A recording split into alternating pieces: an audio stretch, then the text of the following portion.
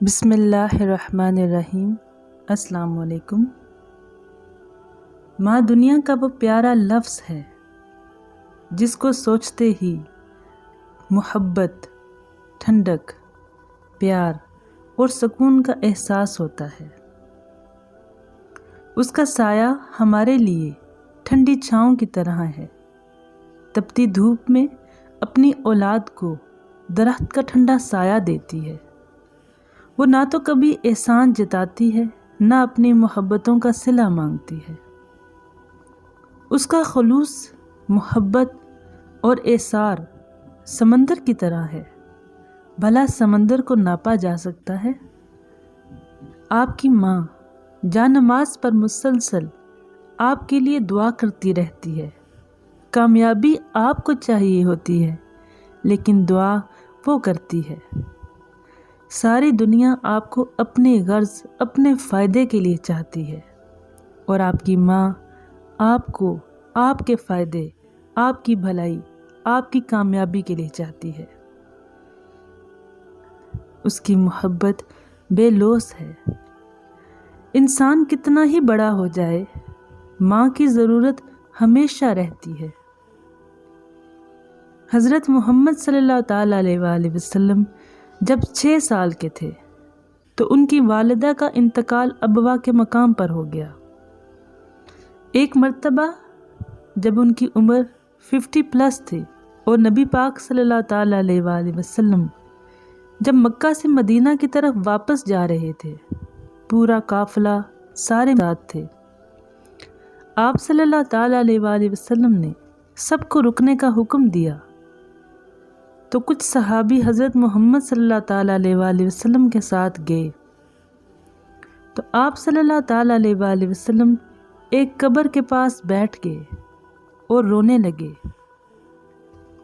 اتنی شدت سے روئے کہ ان کی ہچکیاں بند گئیں، ان کا جسم کانپنے لگا۔ صحابہ نے جب حضرت محمد صلی اللہ تعالیٰ علیہ وآلہ وسلم کو غم زدہ دیکھا تو وہ بھی رونے لگے۔ حضرت عمر رضی اللہ تعالیٰ عنہ نے حضرت محمد صلی اللہ تعالیٰ علیہ وآلہ وسلم کو سنبھالا۔ پوچھا گیا، کیوں غم زدہ ہیں؟ فرمایا، یہ میری ماں کی قبر ہے۔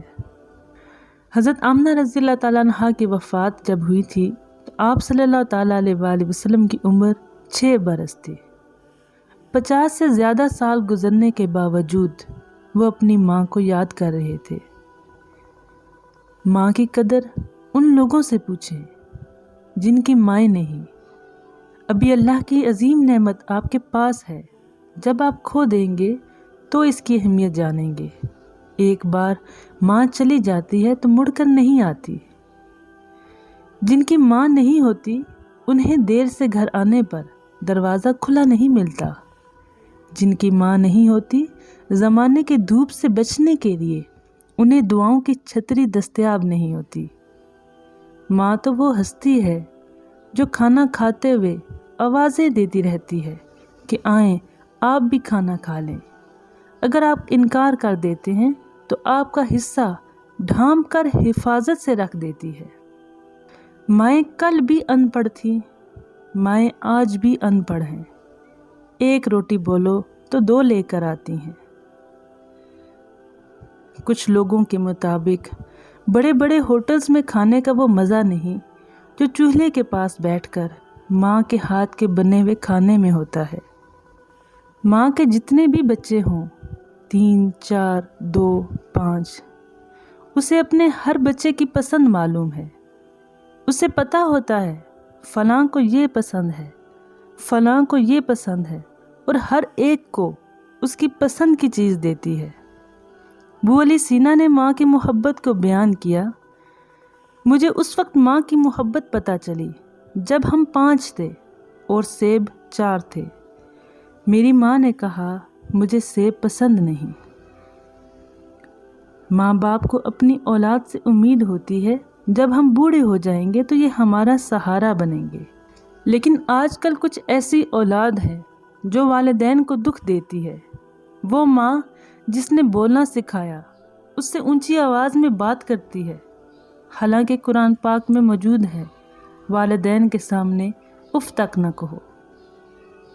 وہ ماں جس نے اتنی تکلیفوں سے پالا، دن کو گھر کے کام کرتی رہتی تھی اور رات کو اگر بچہ بیمار ہے تو وہ پوری رات نہیں سوتی، بے چین رہتی تھی، دعائیں کرتی رہتی تھی۔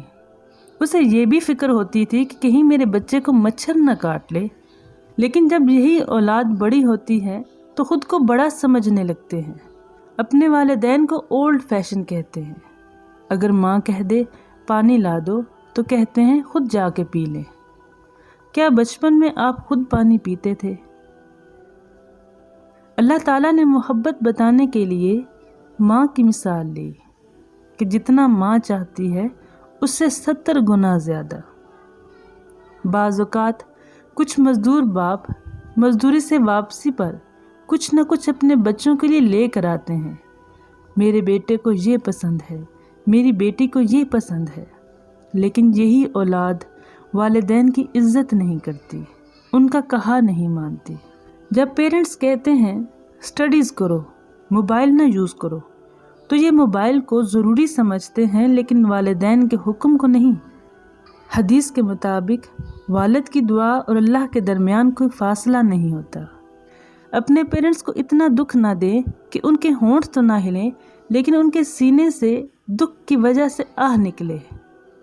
جس کے ساتھ دکھی والدین کی آہ ہے، اگر ساری دنیا مل کر اسے نفع دینا چاہے تو نہیں دے سکتی، کیونکہ اللہ کی رضا والدین کی رضا میں ہے۔ اگر کبھی والدین کی نافرمانی کی ہے تو آج خود سے وعدہ کریں کہ انشاءاللہ آئندہ ایسا نہیں ہوگا۔ حضرت محمد صلی اللہ تعالیٰ علیہ وآلہ وسلم کا فرمان ہے، ماں کے قدموں تلے تمہاری جنت ہے۔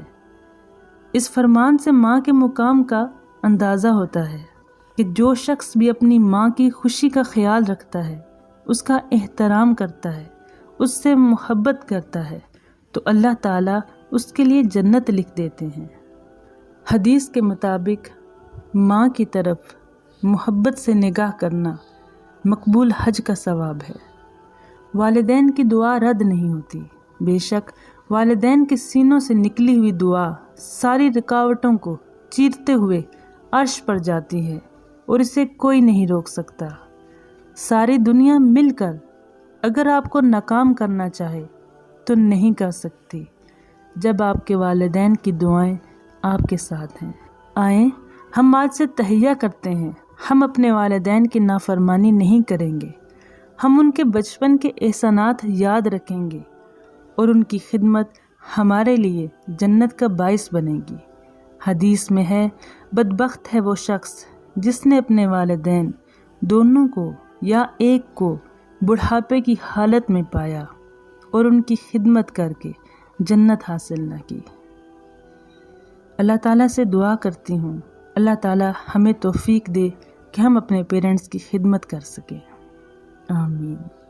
آئیں مل کر اللہ اور اللہ کے حبیب صلی اللہ تعالیٰ علیہ وآلہ وسلم کا پیغام پوری دنیا میں پھیلا دیں، اس امید اور یقین کے ساتھ یہ دنیا میں ہم سب کے لیے راحت و سکون کا باعث بنے اور ہمارے دنیا سے جانے کے بعد رہتی دنیا تک صدقہ جاریہ رہے۔